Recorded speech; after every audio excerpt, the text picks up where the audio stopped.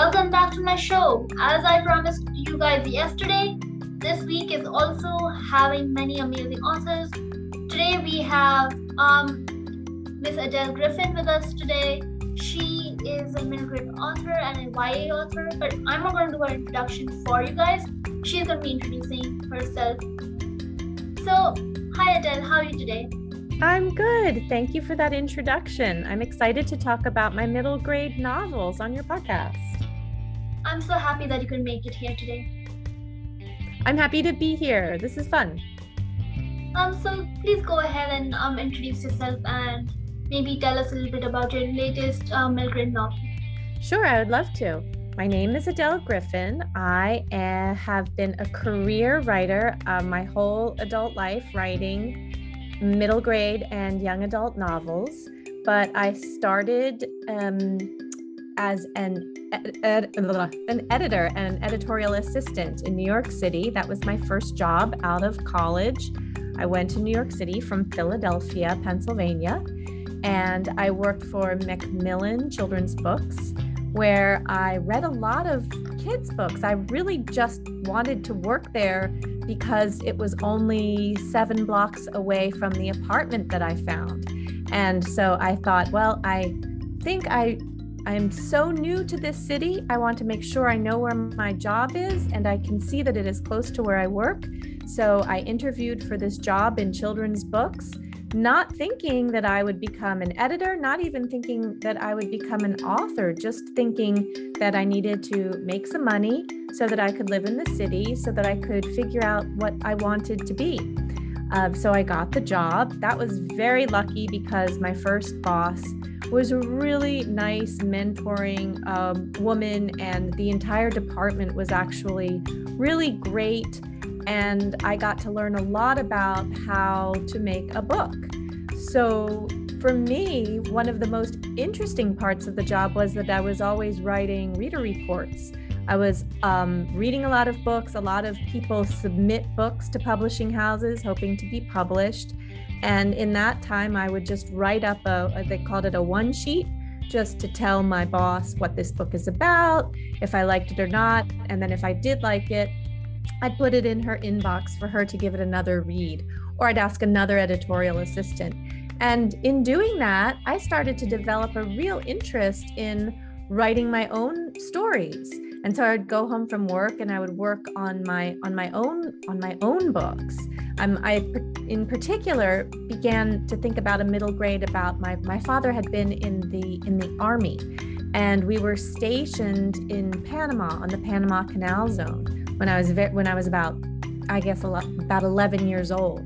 And I started to rewrite that experience and remembering how we were outside and the feeling of what it was like to grow up at that time and how it was so interesting and different. And that became eventually my first book, Rainy Season. Although it really wasn't a book for a long time, it was just a big pile of papers under my bed until I got a computer and started to write up all my thoughts. But the whole time I was working. So that was sort of the very first, the beginning of my career as a children's book writer, was being an editorial assistant. I feel that's like really inspiring and really nice, mainly because your journey obviously starts from somewhere, like you never plan on becoming an editor-in-chief or anything. Like you just wanted a job which you could live off, right? You just found a nearby job. You never knew you would actually get the job. And then from there you build it up, and then you reached the editor stage, and then you became an author. That is exactly it. And it took me, quite a few years of just working in publishing. I left Macmillan and I went to work for Houghton Mifflin. It was a little group of books called Clarion Books, and then I worked for the Disney company for a while. And as I was just moving jobs and trying to learn how to become an editor, what I realized I loved to do was the writing part of it. You know, they have catalogs and sales copies, and on a book there's all kinds of jacket copy, and I was far more interested in the writing than making contracts or, other responsibilities that go with the job of making books.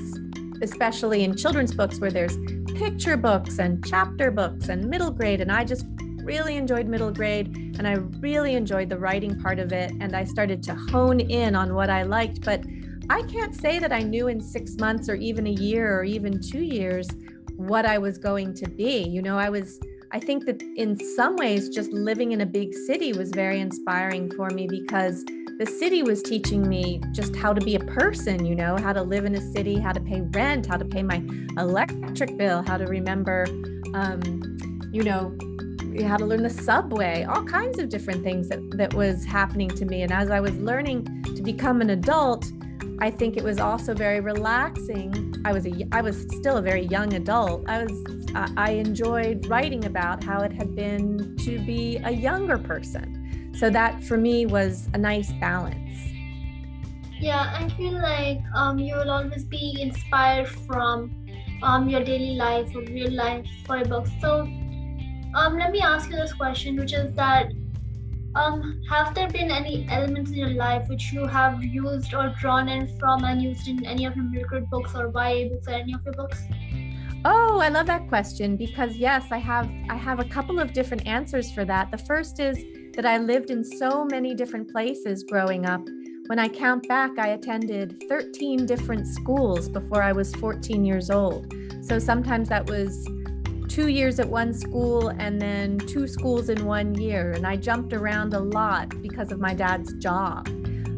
So I was always a new kid. And I think when you're always a new student and you have to relearn how to make friends all the time, either it kind of makes you more shy maybe, or it breaks you out and gets you to be more of an extrovert. And for me, I think it made me a little bit more shy.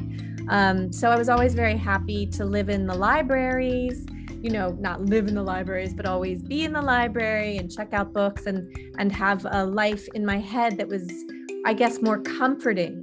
And as I went from school to school to school to school, the thing that I really relied on were series books, because I knew in a library there would always be, and because this was before online, when you could just have access to a series, I would need to know that the physical book, you know, that if I put back a book, that I could find another book in that series, even if I was in a new state. And I think that inspired me to write series books. I've written a few of them in my career. I've written the Witch Twin series. I've written a series called the Vampire Island series. I've written the Beckett List. That was a series. I wrote the Oodle Thunks. That was another series. And as a writer, I also feel that there's something really cozy about going back to the same characters and just revisiting something that feels very familiar for me. Yeah, I feel like your answer is really elaborate and really good, because most of your like writing ideas possibly come from what you already know. Unless, yes. Because even if it's a fantasy or anything which is not real, like in the fiction side, you still are probably taking a little bit information from your daily life. Maybe if not for your settings, but maybe for your characters or your mentors which are being portrayed in the book. Or even a dragon could be someone you're symbolizing. Maybe you're trying to symbolize, maybe if the dragon is not evil but nice, that could be a twist, and maybe you're inspiring that from maybe a person who you perceived as evil but turned out to be really nice. Those kind of things. Yes, I think that's a really good point. I think that, you know, even when you're in fantasy, you are kind of like, you need to ground your characters and your narrator in something that feels familiar, and those tend to be the familiar emotions that we feel. And, you know, whether we're feeling shy or curious or enthusiastic or angry, you can put all of those characters, you can set them just about anywhere, as long as people feel some sort of an emotional pull. I know that I've done series about all kind, you know, with animals. I think that it doesn't really matter if it's animals or fantasy characters or whatever it is. You can just always find, you know, the humanity of it. I would also say that when I wrote my Witch Twin series, I was getting married, and my husband's sister had twins, and the twins were, when I met them, 8 years old. And I had never really known identical twins before, and I was just completely fascinated that I had a pair of nieces who were so alike. On the outside, they looked exactly alike, but on the inside, they were very, very different humans. And I began to be really inspired and curious about the differences of my nieces. So inspired that I wrote Witch Twins. That series really came from thinking about, what does it feel like to have somebody that you look at and it's like you're looking into a mirror, but that mirror is almost a trick mirror because that person is completely different from you. So you really don't have an ability to predict them and understand them. And yet at the same time, you're very close with them. That's really interesting actually, because I've always thought as twins being pretty much the same voice, same characteristics. But I feel like from what you say, I really understand that not all of them aren't the same. Some of them may share the same like the same kind of behavior, same kind of structure, beliefs and all of that. But most of them tend to be different. Like one would be maybe gentle, one would be maybe more sportive, and maybe not like the one kind of person who just read. Yes, and that is how it feels. And even today, of course, it was a long time ago when they were young. Now they're fully adults, and they've made such different life choices. Like their differences are really what's more strong in some ways than just the color of their eyes or hair, which didn't really matter at all. Now I know them both so well. They're completely different people to me. But it was very fun also just to write that series and to try it out. I had never written a series before. I had never been married before. I had never had twin nieces before. So for me, that was a lot of fun new things. Yeah, that seems pretty fun. My next question for you is, do you write fantasy novels? If yes, how do you write the obstacles your characters come across? And like, what do you do to develop that obstacle and make it not too tough, but not too easy that your characters can easily come up with it? That's such a good, thoughtful question. I'm always writing, and I think that no matter whether I'm writing for a very young or right now I'm writing for, I guess you could call my age, an adult novel, I'm always thinking about how to just play with how much we feel inside that character. And just to get into the technical side of your podcast and about writing, I changed tense the other day just to see if that would bring me closer. I was having some trouble with my book, and I thought, well, what if I changed from past tense to active tense and see if that got me a little bit better inside the character's head. So I pulled that trick on myself, and I realized that it actually changed the whole personality of the character. And I think things like that, I've been writing for years and years, and just to play a little, writing trick on myself and say, how can I figure out what this is? Maybe I'll just do a simple tense trick. It really changed how I thought about the character on the page. I think that present tense in a lot of ways feels a little bit more the way we think inside our heads, and it brings us closer to our consciousness, like to think, oh, I'm going to do this, I'm doing this, rather than I was. So that for me was just I think I'm thinking about that a lot because it's like in my head right now.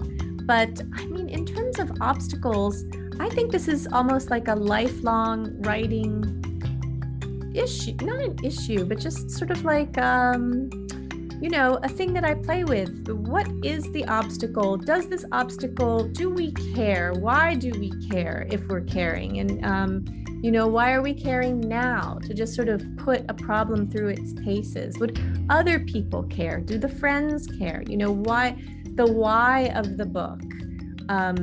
Why this character? Why right now? That's really important, to sort of interrogate the whole thing, no matter what kind of story you're doing, because I feel like now that I've written so many different kinds of stories, I'm amazed by how connected I am to the process is always the same in a lot of ways. Yeah, I really like the way you said that obstacles can be different, right? Some of them could be internal obstacles, some could be external, and like they can come in different ways. and like you really need to dig into the why part of each character, why they are doing what they're doing, how they're coming out of the obstacles and all that. That was really interesting how you put that. My next question for you is like, you have been writing so many books and stories and novels over the past years. Have you found the writing process to be easier and faster, or do you still feel like you take a while to like write? Oh, good question. Let me tell you, I am a writer who loves to write. And over the years of my career, I've met, probably hundreds of writers by now. So many writers you get to meet at different book festivals and different events and even just parties. And I've met writers who don't like to write at all, but they love to have written, they love that the book is done. And then I meet writers who aren't as interested in writing, but they love to promote, and make this book be alive in the world. And I meet writers who write very, very urgently for, a bit of time, maybe a few months, and then really need that break of not writing. And I know that I identify myself as a person who loves to write, and I love to write every day. And I wish I could write all day long. I love mostly the joy of just inventing stories. I love to name streets, and I love to name names, and I love to think of plots, and then I tear it all down and I'll write it again. And I'm very much a writer who is just interested in the story. I wish I were more interested in other pieces of what writing is as a job, because I know that there are lots and lots of things, like making sure your Instagram has different things on it, or your website, or promoting. But I just love the stories. And for me, I think I've just become, as I've gotten older, I've just have gone even deeper into that love, of just writing the stories. If I could make everything else just maybe an hour a month to do everything else, I would do it that way. I mean, that's not really how it works, but that's how I wish it worked, because I don't like I don't even like to have lunch when I'm deep in a story. I don't like to break at all. I just stay at my desk and think about my characters, and I think about them when I go to sleep, and I think about them when I wake up in the morning. And it's all very vivid for me. It makes me feel very, I don't know. It's just, I feel very lucky. I feel super lucky to have a job where I can live so deeply in my imagination. That's amazing. I mean, as a writer, if you do not like writing that much, I mean, you can still be a writer even then, but I feel like and very successful, like writers who don't really, they can, I've met so many writers who are such good writers, and they still can say, oh no, it's a job for me, it's hard. I feel like if you enjoy it and do something, you can really like put in all your work and effort into it. I mean, even if you're not enjoying it doesn't like how much you would enjoy as if you're playing a sport or reading or doing something like that. Yeah, I'm pretty sure like even then you would still be having a good product if you're like willing to put in the effort and work into it. Yes, I think so. I feel like, we all have our different ways and our kind of different hacks on how we, like on Fridays, I try to say, okay, on Friday, I will now do more of the business part of my job. And I'll try to, remember to put together my Google deck for an author presentation, or I'll try to, order some bookmarks or do things like that. But mostly I just love the writing part of it. Actually, I have a 14-year-old. My 14-year-old son said the other day, oh, I just love to do art. I wish I could do art all day long. I wish I didn't have to go to school. And, probably as a mom, I should have said, oh, well, but you have to go to school. But instead, the writer in me was like, oh, I'm so sorry you have to do anything else except art. I know the feeling of just wanting to do one thing all day long. And I'm sorry that you have to do math and gym and things that you don't like. I mean, like, you could consider writing as an art form as well, because art is, what's the definition of art? Art is basically anything which is creative. That is so true. And full of color, right? So writing is full, I mean, it may not be physically full of color, but when you imagine all the colors in your head, imagining the storyline, the plot, it fills in colors. In a way, it's just like you're the artist. who's writing something which is also a piece of artwork. That is a beautiful, smart thing to say. I completely agree with that. It's very well said. So would you like to add anything else, like maybe any advice for young writers who are aspiring to write a bigger novel or work on a bigger writing project, or just get the inspiration to write? Yes, for sure. I think it's always good to keep reminding yourself that you must be your own very best friend. You have to, even if you get to the end of something and think, this isn't how I had a beautiful idea that lived in my head, and then it's a wreck on the page. It didn't turn out the way I thought. And I know that feeling. All writers have had that feeling at one time or another, and it's enormously frustrating, especially if you don't feel like you can look at a book that did turn out right. When you're sort of in the beginning of your career and you can't say, well, but this was published and I have these books to show for myself, when it's just you and your ambition and your imagination. You have to really give yourself a lot of credit that you're doing it at all, and be your own best friend, and be gentle with yourself, and understand that the work is there, that to save your things, save everything. Don't be too hard on yourself, or don't be hard on yourself at all, really. Be amazed and dazzled by your tenacity, and the fact that you've decided to even embark on this is such a wonderful journey of your imagination, and it is worthy. And I feel like, even today I've had 30 some books out in the world, and I feel like I have to give myself that advice today. So it's advice I still give myself, because ultimately we all land up looking at a blank page every day. That's what we all have in common, and we have to fill that page with our deepest imagination, and it's hard. And so be kind and good to yourself. And then my second piece of that is make sure that all the people who are your first readers are also kind and gentle. You want people who are your cheering section. You don't want people to tear your work down in these moments of vulnerability. When you are first showing your brand new things to the world, you want all of your core group, your core critiquers, to be also people who will make you feel all the things you need to feel, which is, that your work is worthy. I feel very lucky to have that group, and I would encourage anybody to make sure that they also have that group of good readers. That's some really amazing feedback. Advice for young writers, or even any writers out there, because that feedback, I don't know why I keep saying feedback, that advice is really applicable to anyone out there who loves writing or is starting out to write, because I'm pretty sure in the back of their mind, I'm pretty sure they're thinking whether they're actually cut out for writing. But you will never know until you start writing. So you need to actually write in order to tell whether you're, technically there's no set rule as to whether you're cut out, right? If you do it, then well, you can do it, I guess. You just need to maybe read other people's books, or read craft books, there's this book I'm currently reading. I've read it multiple times. It's called The Magic Words. It's a great books for children and young adults by Cheryl P. Klein.